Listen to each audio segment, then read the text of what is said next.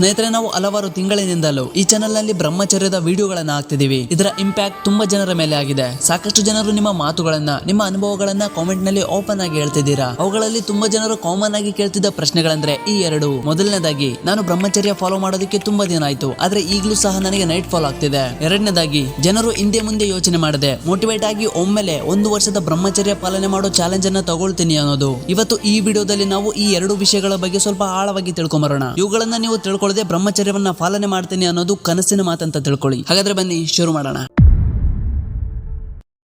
ಮೊದಲನೇದಾಗಿ, ಬ್ರಹ್ಮಚರ್ಯ ಪಾಲನೆ ಮಾಡುವಾಗ್ಲೂ ಸಹ ಯಾಕೆ ನೈಟ್ ಫಾಲ್ ಆಗುತ್ತೆ? ನೋಡಿ, ನೀವೇನಾದ್ರೂ ಅನ್ಕೊಂಡಿದ್ರೆ ಬ್ರಹ್ಮಚರ್ಯ ಪಾಲನೆ ಮಾಡೋದು ಕೇವಲ ಇಷ್ಟೇ ಅಂತ. ಬ್ರಹ್ಮಚರ್ಯದ ಪ್ರತಿಜ್ಞೆ ತಗೊಂಡು ಮಸಾಲೆ ಬಿಟ್ಟು ಸಸ್ಯಾಹಾರ ತಿನ್ನೋದ್ರಿಂದ, ಎಕ್ಸರ್ಸೈಸ್, ಯೋಗ ಮಾಡೋದ್ರಿಂದ ಈಸಿಯಾಗಿ ಕಂಪ್ಲೀಟ್ ಆಗಿ ಹೋಗುತ್ತೆ ಅಂತ.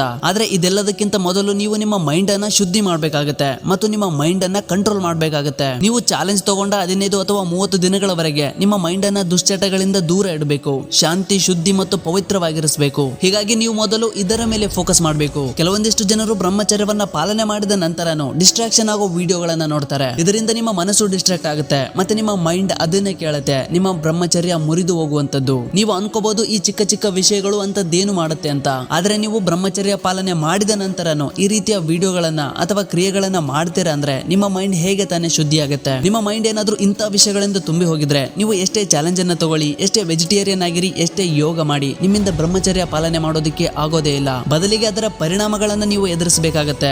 ನೈಟ್ ಫಾಲ್ ಆಗೋದು, ಮನಸ್ಸು ಡಿಸ್ಟ್ರಾಕ್ಟ್ ಆಗೋದು, ಮನಸ್ಸಿನಲ್ಲಿ ಪದೇ ಪದೇ ಅಂತಹ ವಿಚಾರಗಳು ಬರೋದು, ನಿಮ್ಮ ಮೈಂಡ್ ಯಾವಾಗ್ಲೂ ನೆಗೆಟಿವಿಟಿ ಆಗಿರೋದು, ರಾತ್ರಿ ನಿದ್ದೆ ಬರದೇ ಇರೋದು ಮತ್ತು ಪದೇ ಪದೇ ಕೋಪ ಬರೋದು, ಈ ರೀತಿಯ ಪರಿಣಾಮಗಳನ್ನ ನೀವು ಫೇಸ್ ಮಾಡ್ಬೇಕಾಗತ್ತೆ. ಬ್ರಹ್ಮಚರ್ಯ ಪಾಲನೆ ಮಾಡೋದಕ್ಕೆ ಎಲ್ಲಕ್ಕಿಂತ ಮೊದಲು ನೀವು ನಿಮ್ಮ ಮೈಂಡ್ ಅನ್ನ ಶುದ್ಧಿ ಮಾಡುವುದರ ಮೇಲೆ ಹೆಚ್ಚು ಗಮನ ಕೊಡಿ. ಇಲ್ಲಿಯವರೆಗೆ ನಿಮ್ಮ ತಲೆಯಲ್ಲಿ ಎಷ್ಟು ಕೆಟ್ಟ ಯೋಚನೆಗಳಿದಾವೋ, ಎಷ್ಟು ಕೆಟ್ಟ ಕೆಲಸಗಳಿದಾವೋ, ಎಷ್ಟು ಕೆಟ್ಟ ವಿಚಾರಗಳಿದಾವೋ ಅವುಗಳನ್ನ ಮೊದಲು ಹೊರಗಡೆ ಹಾಕುವುದರ ಮೇಲೆ ಫೋಕಸ್ ಮಾಡಿ. ಇದನ್ನ ನೀವು ನಿಮ್ಮ ಡೈಲಿ ರೋಟೀನ್ ನಲ್ಲಿ ಮೆಡಿಟೇಷನ್ ಅಥವಾ ಧ್ಯಾನವನ್ನ ಆಡ್ ಮಾಡೋದ್ರಿಂದ ಇದನ್ನ ಸಾಧ್ಯವಾಗಿಸಬಹುದು. ಇದರಿಂದ ನಿಮ್ಮ ಮನಸ್ಸು ಮತ್ತು ಮೈಂಡ್ ಅನ್ನ ಶಾಂತವಾಗಿರಿಸಿ ಸ್ಪಿರಿಚುವಲ್ ಕಡೆ ಗಮನ ಕೊಡಿ. ನಿಮ್ಮ ಜೊತೆ ಟೈಮ್ ಸ್ಪೆಂಡ್ ಮಾಡಿ. ನಿಮ್ಮನ್ನ ಡಿಸ್ಟ್ರಾಕ್ಟ್ ಮಾಡುವಂತ, ನಿಮ್ಮ ಮೇಲೆ ನೆಗೆಟಿವ್ ಪ್ರಭಾವ ಬೀರುವಂತಹ ನಿಮ್ಮ ಸ್ನೇಹಿತರು ಅಥವಾ ಅಂತಹ ವ್ಯಕ್ತಿಗಳನ್ನ ಮೊದಲು ದೂರ ಇಡಿ. ಯಾರು ತಮ್ಮ ಫ್ಯೂಚರ್ ಬಗ್ಗೆ ಯೋಚನೆ ಮಾಡ್ತಾ ಇರ್ತಾರೋ, ತಮ್ಮ ಲೈಫ್ ಅಲ್ಲಿ ಏನಾದ್ರೂ ಮಾಡ್ಬೇಕು ಅಂತ ಅನ್ಕೋತಿರ್ತಾರೋ ಅವರ ಜೊತೆ ಸೇರಿದ್ರೆ ನೀವು ನಿಮ್ಮ ಲೈಫ್ ಅಲ್ಲಿ ಏನಾದ್ರೂ ಒಂದು ಮಾಡ್ತೀರಾ ಅಂತ ನಿಮಗೆ ಅನ್ಸುತ್ತೋ ಅಂತವರ ಜೊತೆ ಸೇರಿ. ಶುರುವಿನಲ್ಲಿ ನೈಟ್ ಫಾಲ್ ಆಗೋದು ಸಹಜ, ಆದ್ರೆ ನಿಮ್ಮ ಮನಸ್ಸನ್ನ ಶುದ್ಧಿಯಾಗಿಡುವಂತ ಪ್ರಯತ್ನ ಮಾಡಿ. ನಂತರ ಅದು ತಾನಾಗೆ ಸರಿ ಹೋಗುತ್ತೆ. ನಂಬರ್ 2, ಹಿಂದೆ ಮುಂದೆ ಯೋಚನೆ ಮಾಡದೆ ಮೋಟಿವೇಟೆಡ್ ಆಗಿ ತಕ್ಷಣ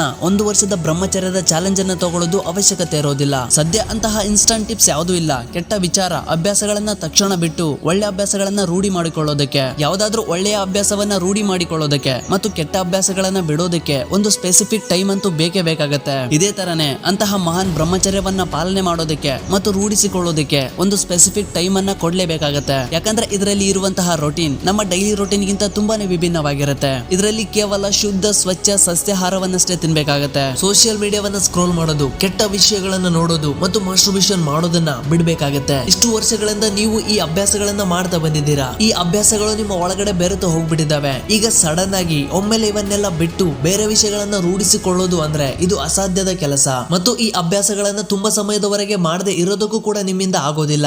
ಜನರು ಮೋಟಿವೇಟೆಡ್ ಆಗಿ ಒಮ್ಮೆಲೆ ಇಂತ ಡಿಸಿಷನ್ ತಗೊಂಡ್ಬಿಡ್ತಾರೆ. ಅವರು 1 ವರ್ಷಗಳವರೆಗೆ ಬ್ರಹ್ಮಚರ್ಯ ಪಾಲನೆ ಮಾಡ್ತೀನಿ ಅಂತ. ಈ ಬ್ರಹ್ಮಚರ್ಯ ಚಾಲೆಂಜ್ ಕೇಳೋದಕ್ಕೆ ಈಸಿ ಅನ್ಸುತ್ತೆ, ಆದ್ರೆ ಯಾವಾಗ ನೀವು ಇದನ್ನ ಸ್ಟಾರ್ಟ್ ಮಾಡ್ತಿರೋ ಆಗ ನಿಮಗೆ 1 ವರ್ಷ ಇರ್ಲಿ, ಬರೋ 10 ದಿನಗಳನ್ನು ಕೂಡ ನೀವು ಇದನ್ನ ಸರಿಯಾಗಿ ಫಾಲೋ ಮಾಡಕ್ಕಾಗಲ್ಲ. ನಿಮ್ಮ ತಲೆಯೊಳಗಡೆ ಇರುವಂತ ಕೆಟ್ಟ ವಿಚಾರಗಳು, ಆಲೋಚನೆಗಳು, ನೆಗೆಟಿವಿಟಿ ಮತ್ತು ನಿಮ್ಮ ಬಿಲೀವ್ ಸಿಸ್ಟಮ್ ನಿಮ್ಮನ್ನ ಪೂರ್ತಿ ಶಕ್ತಿಯೊಂದಿಗೆ ತಡಿತಾ ಇರ್ತವೆ ನಿಮ್ಮನ್ನ ಬ್ರಹ್ಮಚರ್ಯ ಪಾಲನೆ ಮಾಡೋದ್ರಿಂದ ನಿಲ್ಸೋದಕ್ಕೆ. ಹೀಗಾಗಿ ಬ್ರಹ್ಮಚರ್ಯ ಪಾಲನೆ ಮಾಡೋದೇ ನಿಮ್ಗೆ ಒಂದು ದೊಡ್ಡ ಸವಾಲಾಗಿ ನಿಲ್ಲುತ್ತೆ. ನೀವು ಇಷ್ಟು ದೊಡ್ಡ 1 ವರ್ಷಗಳ ಬ್ರಹ್ಮಚರ್ಯ ಪಾಲನೆ ಮಾಡೋ ಚಾಲೆಂಜ್ ಅನ್ನ ತಗೋಬೇಡಿ. ಬದಲಿಗೆ 30 ದಿನಗಳ ಅಥವಾ 21 ದಿನಗಳ ಚಾಲೆಂಜ್ ಅನ್ನ ತಗೊಳ್ಳಿ. ಶುರುವಿನಲ್ಲಿ ಸ್ವಲ್ಪ ಕಷ್ಟ ಆಗುತ್ತೆ, ಕೆಲವೊಂದು ರೂಲ್ಗಳು ಬ್ರೇಕ್ ಆಗ್ತವೆ, ಬೋರ್ ಆಗುತ್ತೆ, ಆದ್ರೆ ಯಾವತ್ತೂ ಕೂಡ ಗಿವ್ ಅಪ್ ಮಾಡಬೇಡಿ. ಈ ಚಾಲೆಂಜ್ ಗಳನ್ನ ನೀವು ಸರಿಯಾಗಿ ಕಂಪ್ಲೀಟ್ ಮಾಡಿದ್ರೆ ನಂತರ 60 ದಿನ, ನಂತರ 3 ತಿಂಗಳು, ನಂತರ 6 ತಿಂಗಳು, ಆಮೇಲೆ ಫೈನಲ್ ಆಗಿ 1 ವರ್ಷದ ಬ್ರಹ್ಮಚರ್ಯದ ಪಾಲನೆಯ ಚಾಲೆಂಜ್ ಅನ್ನ ಪ್ಲಾನ್ ಮಾಡಿ. ಶುರುವಿನಲ್ಲಿ ಚಿಕ್ಕ ಚಿಕ್ಕ ಚಾಲೆಂಜ್ ನಿಂದ ನೀವು ಶುರು ಮಾಡೋದ್ರಿಂದ ನಿಮ್ಮಲ್ಲಿ ಆಗುವಂತಹ ಅನುಭವಗಳು, ಮಿಸ್ಟೇಕ್ ಗಳು, ತಪ್ಪುಗಳಿಂದ ನೀವು ತುಂಬಾನೇ ಕಲಿತೀರಾ. ಅದು ನಿಮಗೆ ಮುಂದೆ ತುಂಬಾನೇ ಉಪಯೋಗಕ್ಕೆ ಬರುತ್ತೆ. ಬ್ರಹ್ಮಚರ್ಯದಲ್ಲಿ ಈ ಒಂದು ವಿಷಯವನ್ನ ನೀವು ಯಾವತ್ತೂ ನೆನಪಿಡಿ.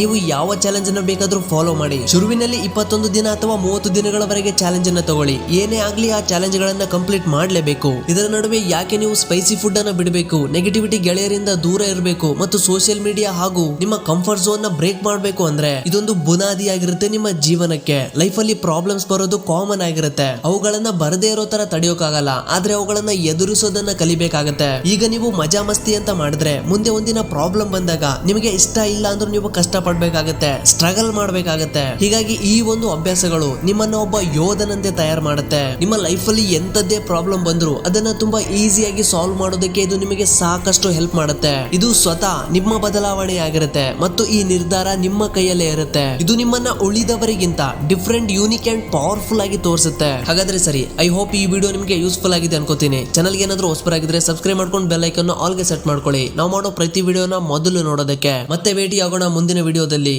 ಅಲ್ಲಿವರೆಗೂ ಜೈ ಕನ್ನಡಾಂಬೆ, ಜೈ ಭಾರತ ಮಾತೆ.